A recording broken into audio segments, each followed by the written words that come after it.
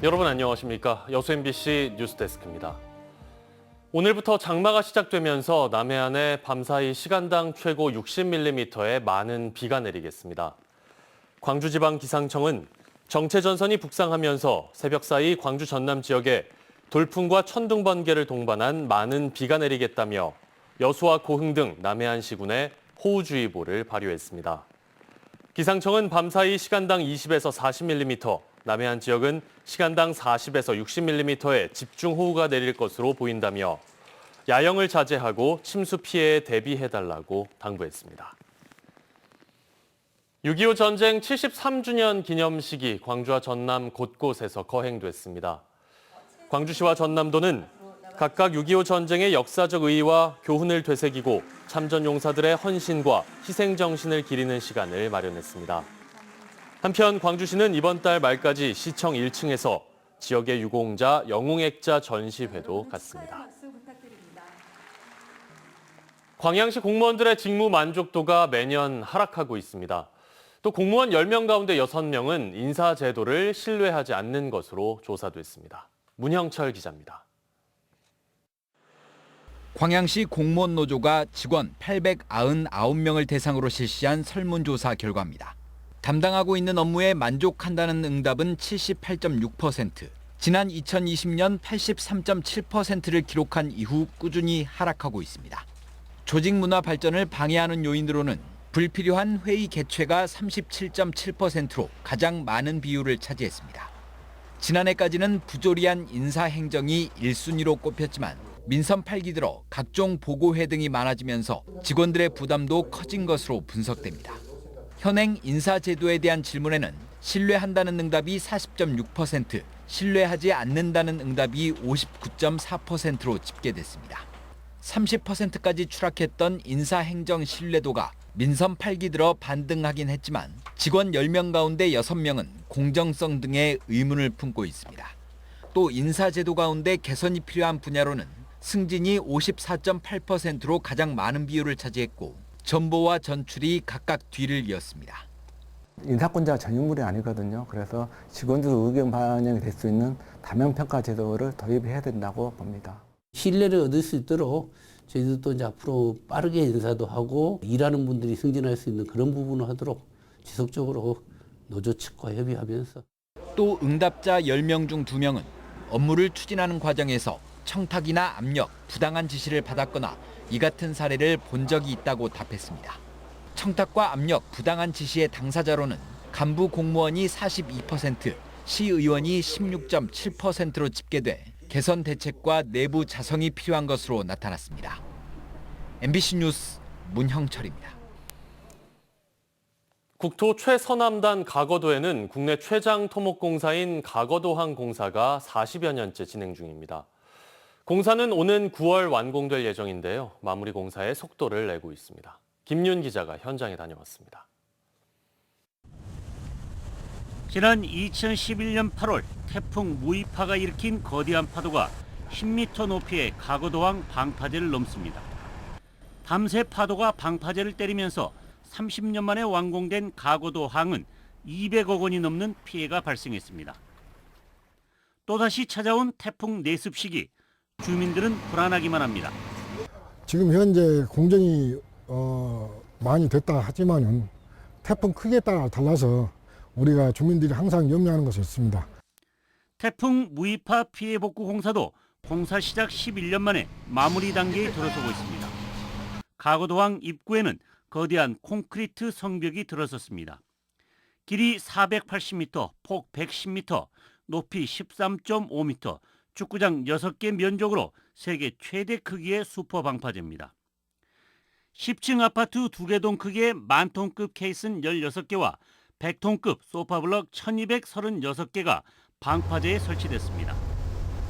가거도 국가어항공사는 지난 1979년 첫 삽을 뜬 뒤 지금까지 무려 44년 동안 이어지고 있습니다.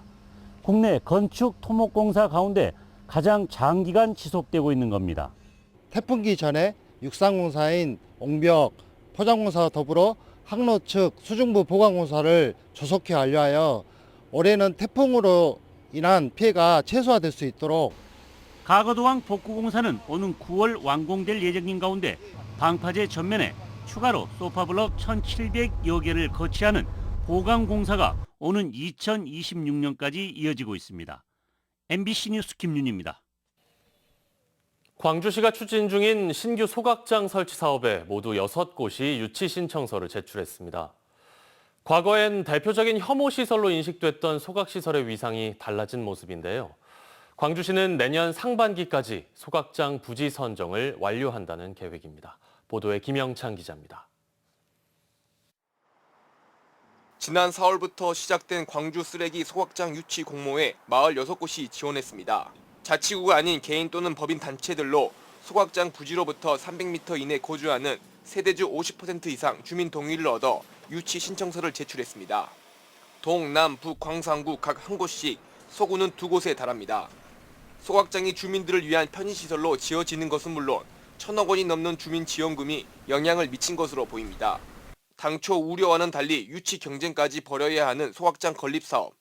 광주시는 주민들과 전문가로 이뤄진 입지선정위원회를 구성하고 소각시설 부지 선정을 위한 본격적인 행정 절차에 들어갈 예정입니다. 내년 상반기엔 타당성 조사와 전략 환경 영향평가를 완료해 소각장 부지를 최종 결정할 것으로 보입니다. 환경 오염 논란과 관련해 주민들을 안심시키기 위한 해결책도 제시됐습니다.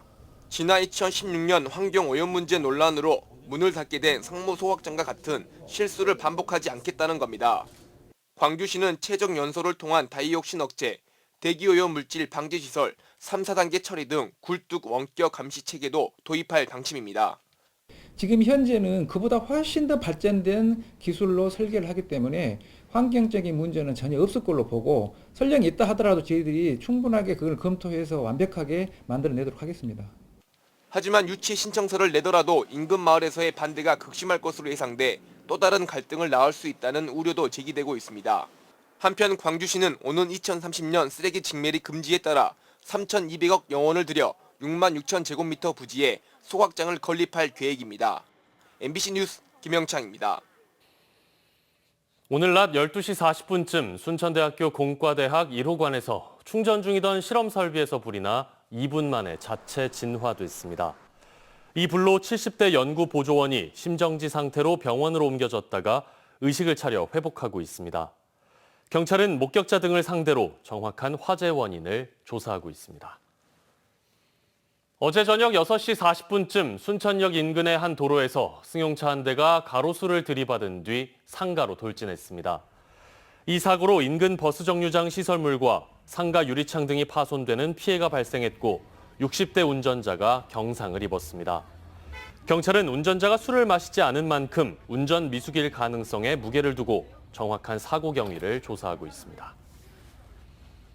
어제 여수 소두라도 인근 해상에서 발생한 어선 충돌 사고로 60대 선장이 실종돼 해경이 이틀째 수색을 이어가고 있습니다. 여수해양경찰서는 어제 낮 12시쯤 여수시 남면 소두라도 인근에서 9톤급 낚시 어선과 1톤급 어선이 충돌한 뒤 68살 1톤급 어선 선장이 바다로 추락해 실종됐다고 밝혔습니다. 해경은 실종된 선장을 찾기 위해 경비함정과 항공기 등을 동원해 수색 작업을 벌이고 있으며 관계자들을 상대로 정확한 사고 경위도 파악하고 있습니다. 지난해 초 발생한 열교환기 폭발 사고와 관련해 여천NCC 대표이사 2명이 중대재해처벌법 위반 혐의로 검찰에 넘겨졌습니다. 광주지방고용노동청은 경영 책임자로서 안전 위험 요인 파악과 안전조치 의무 등을 소홀히 해 작업자 4명을 숨지게 하고 4명을 다치게 한 혐의로 대표이사 2명을 검찰에 송치했습니다.